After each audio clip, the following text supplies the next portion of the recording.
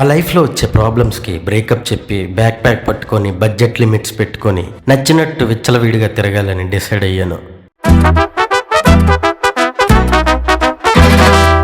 గుడికి వెళ్తానా లేక గోవాకి వెళ్తానా అని పక్కన పెడితే తక్కువ బడ్జెట్లో ఎక్కువ ట్రావెలింగ్ చేయగలుగుతానా లేదా అన్నదే మ్యాటర్.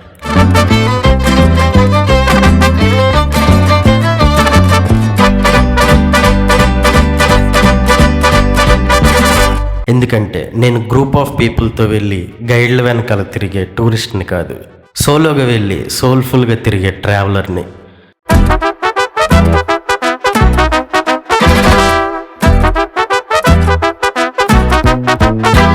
పరిచయాలు పెంచుకుంటూ నచ్చినట్టు తిరుగుతూ కొత్త ప్లేసెస్ని ఎక్స్ప్లోర్ చేద్దాం అన్నదే నా డ్రీమ్.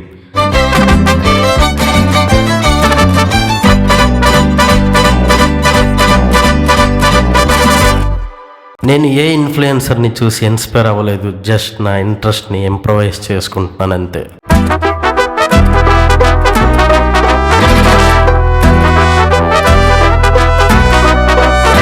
ఈ నా ట్రావెల్ స్టోరీ కనుక నీకు నచ్చినట్టయితే లైక్ చెయ్యి. ఈ సోది నాకు ఎందుకు అనుకుంటే స్కిప్ చేసే. But anyways, bye.